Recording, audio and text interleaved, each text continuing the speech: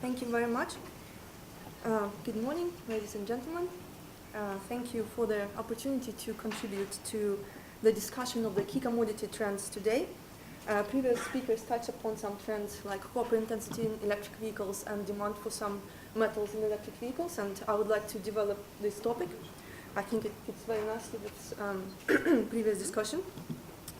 My name is Ksenia von Gernet. I work for CRU. I cover battery metals, and my previous background is in steel and steelmaking raw materials in CIS.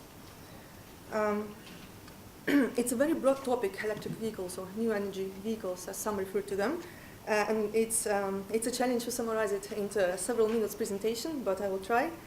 And today I would like to focus on the key lessons we learned in CRU internally in our work so far. Scenario analysis for electric vehicles adoption, scenario analysis for total fleet size and vehicles demand, and battery technology and associated metals demand. So let me start by confirming that vehicle parts and manufacturing is an important and growing share of global GDP. We can clearly see that the share has grown from 6.5% to 8%. Over the past 35 years. And any disruption to this market, therefore, has implications not only just for metals demand, but for the economies as a whole. And this is why we care about modeling new energy vehicle adoption rates and consumption. Several major announcements have been made so far this year by automotive manufacturers. And if we plotted these announcements, like here on the right-hand chart, it would imply that industrial capacity to produce electric vehicles will grow from around 2 million units to 10 to 15 million by 2025-2030, and this is equivalent to 15 to 20% of annual automotive sales today. While announcements made by companies sometimes includes hybrids and plug-in hybrids, we summarized everything into one chart. And what it means that the electric vehicles can no longer be dismissed as the playground for the wealthy or for technology enthusiasts and would become more and more a part of our everyday lives. So how can we approach forecasting demand for new energy vehicles? Well, numerous interlinked factors determine materials demand in the automotive industry. And all these factors should be considered in forming a view on electric vehicles. But ultimately, they all boil down to three key questions. First question, how many vehicles should be there in the economy? And to forecast this, we need to look at macroeconomic variables such as GDP per working age population. Second question, which vehicles would this be? Would this be electric vehicles, plug-in, hybrids, internal combustion engine, even fuel cells?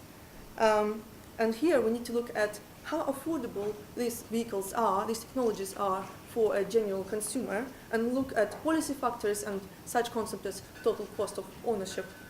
And the third question, the bill of materials. Which metals are required in these vehicles? We know that, for example, electric vehicles are more copper intensive, they're also more nickel intensive than internal combustion vehicles, and we need to take a view on what metals are in these vehicles, and to do that we need to look at what battery technologies are used in these vehicles.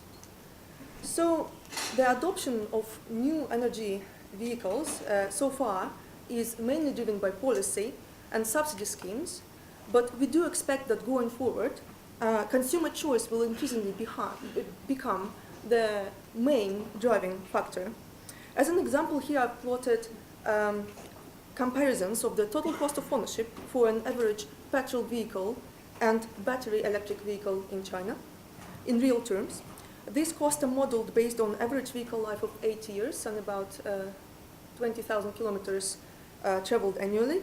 And at the moment, we can see that electric vehicle in China is more expensive both in terms of overall cost, so car price, and in terms of total cost of ownership. But in the future, the cost of the electric vehicle is expected to go down, driven by improvements in battery technologies, economies of scale, establishing serial production of battery packs, and vehicles themselves. So by 2030, subsidy will no longer be needed to support or encourage demand for this type of vehicle. And in our team, we did the same analysis for 9 regions globally, and for 7 types of powertrains. And based on total cost of ownership framework, on historical trends, on our empirical observations, the surveys that we have conducted, we came up with the following global picture. Around 20% penetration equivalent to 21 million units of new energy vehicles sold globally by 2030. And it includes hybrids and plug-in hybrids.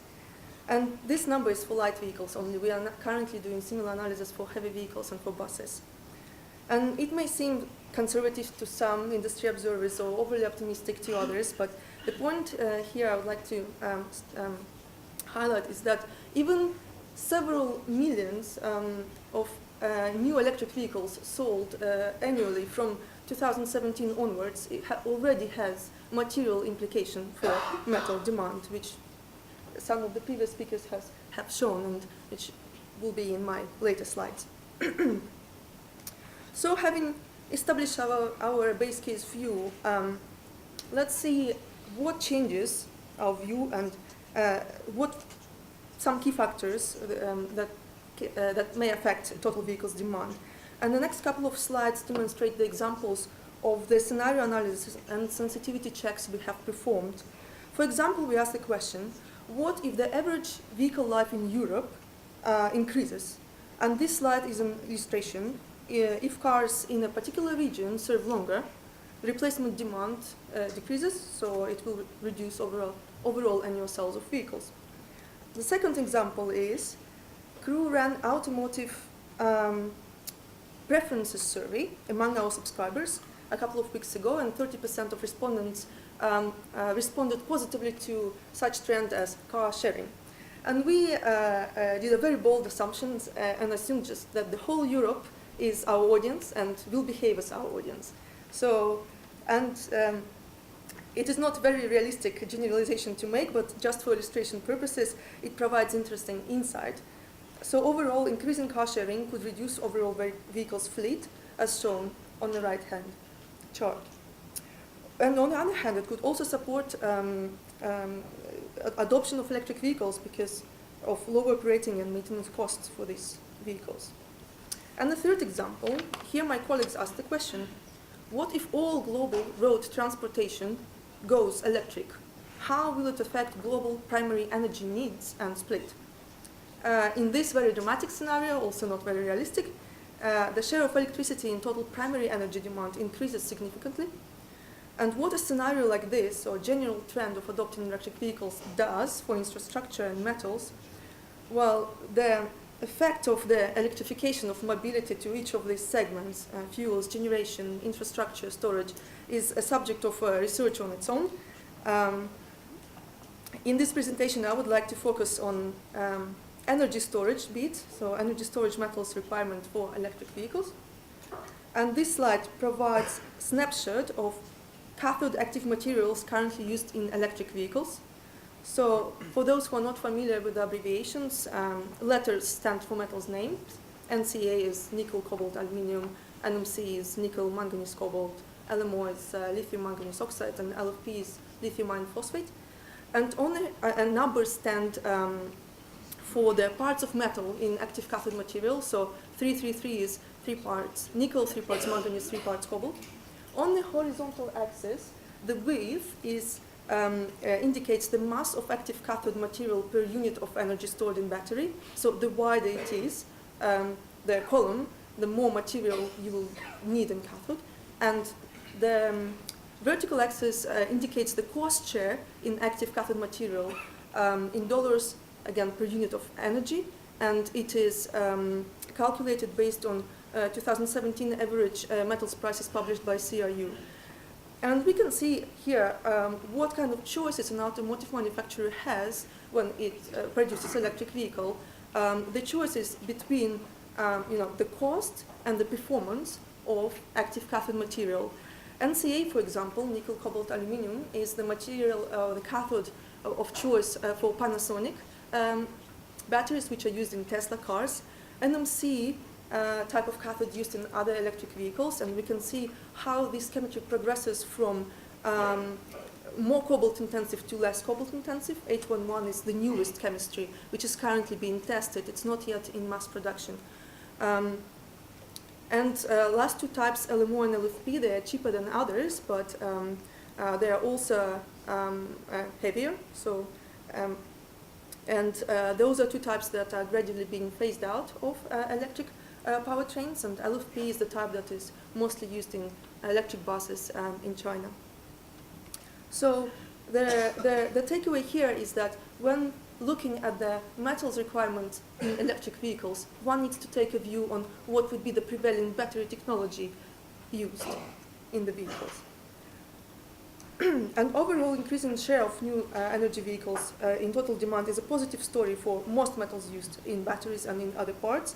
And our preliminary calculations show that all the metal requirement in vehicles sometimes is a small share of overall demand. Automotive demand would be one of the fastest growing new applications for some of these metals in the future. And finally, the short summary of upsides and downsides for metals prices used in electric vehicles. They were discussed by previous speakers. I would just like to highlight that downsides for future prices of these metals are mostly related to the risks of substitution, like I showed on previous slides, substitution of cobalt by nickel in some of the cathodes, or risks of oversupply, like for lithium. Upsides are related to faster uptake of electric vehicles than we expect, or supply shortages of metals, which is relevant for cobalt and to some extent for lithium. And of course, increasing demand in infrastructure, which is more relevant for copper and aluminium. And as a final remark, just to summarize, when a new disruptive technology like electric vehicles are coming into the market, which is very difficult to model or to forecast because there is no historical data on this, and it is very difficult to forecast or to model customer preferences on adoption. Scenario analysis is one of the tools that helps us to understand potential effects of changes in vehicles for metals, and ultimately helps our clients to manage the risks and long-term exposure to some of these metals. Thank you very much for your attention.